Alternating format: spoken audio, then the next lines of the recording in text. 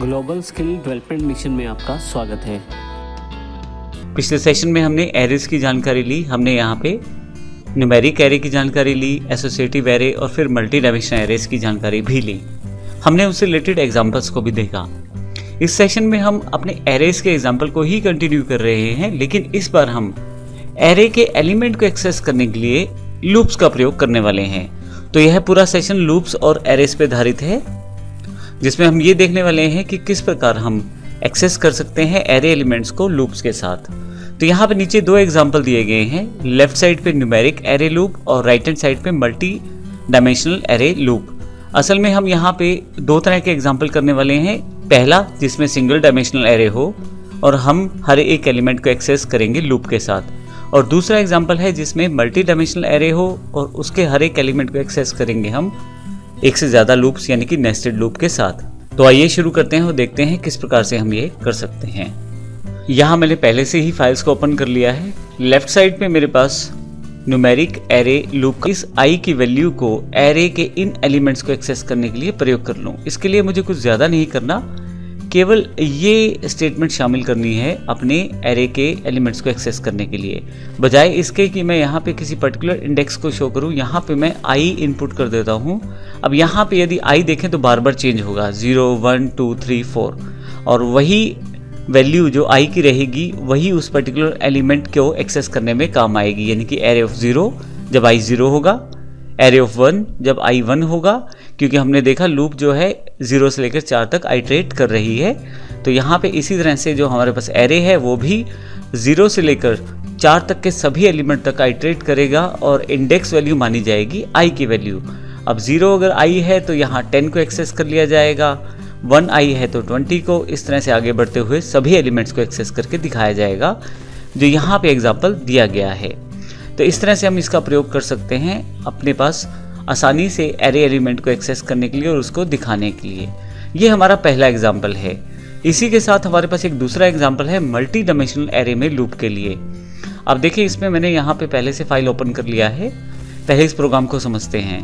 हमने एक student data array बनाया है जो मल्टी डायमेंशनल है। आप देखें तो इसके अंदर काफ़ी सारे एरेज को शामिल किया गया है, जिनमें वैल्यूज़ दी गई हैं अरविंद, विजय, सुमित, नवीन, और उसके बाद 2 न्यूमेरिक डेटा भी दिए गए हैं।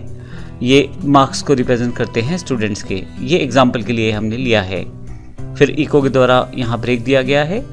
अब यहाँ अगर आप ध्यान दें तो हमारे पास 1 2 3 और 4 रिकॉर्ड हैं टोटल।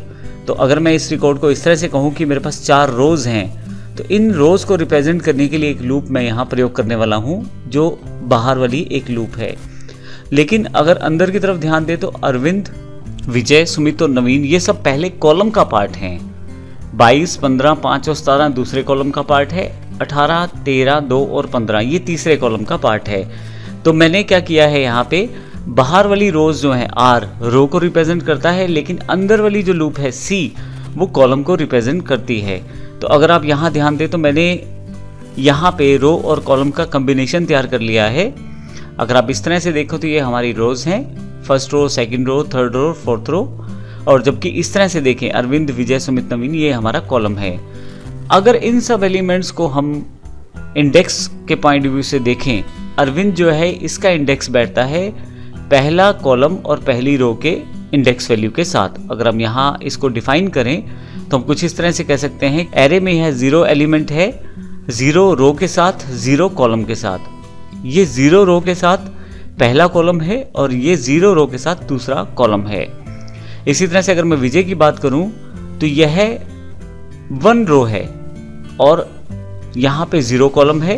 ये 1 रो है, 1 कॉलम है, और ये 1 रो है, ये 2 कॉलम है। अगर आप इसको देखना चाहें तो मैंने एक छोटा सा एग्जाम्पल यहाँ तैयार किया है लूप के साथ। इस लूप के साथ यहाँ पे अगर आप यहाँ ध्यान दें तो रो 0 और कॉलम 0 ये वैल्यू है आपके अरविंद की। लेकिन अगर क्योंकि रो तो सेम रहेगी, रो 0 और कॉलम 1 की बात करें तो ये वैल्यू है 22 की। फिर रो 0 में अगर 2 कॉलम की बात करें तो ये वैल्यू है 18 की। इसी तरह से आगे नीचे वाली साइड पे आते ही, विजय वाले रिकॉर्ड पे आते ही रो चेंज हो जाएगी, रो 1 हो जाएगी। फिर विजय 0 कॉलम पे है, 15 1 कॉलम पे है और 13 जो है वो 2 यानी कि दूसरे कॉलम पे है।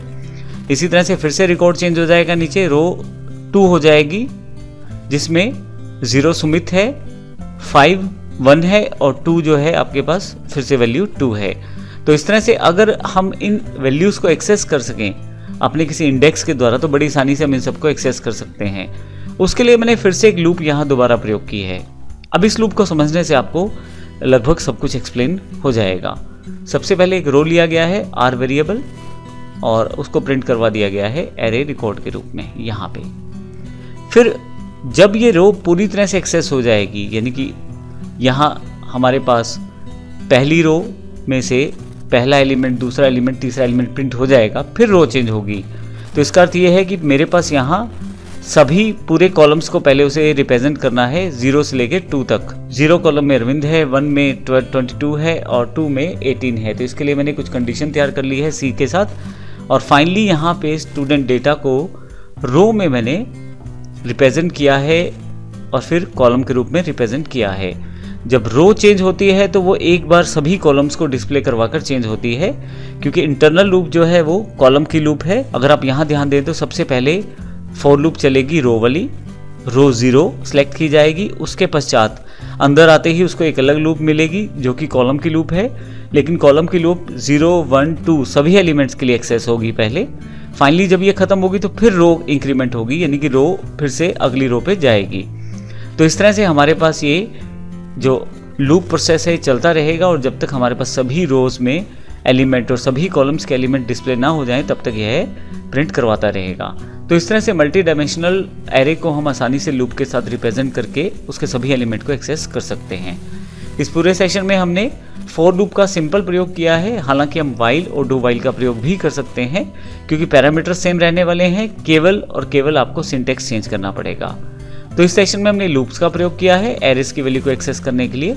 अगले सेशन में भी हम लूप का प्रयोग करने वाले हैं, लेकिन अगली लूप का नाम है फॉर ईच लूप, जो एक स्पेसिफिक लूप है और हम इसका प्रयोग किस प्रकार से करेंगे आइए अगले सेशन में इसको देखते हैं। धन्यवाद।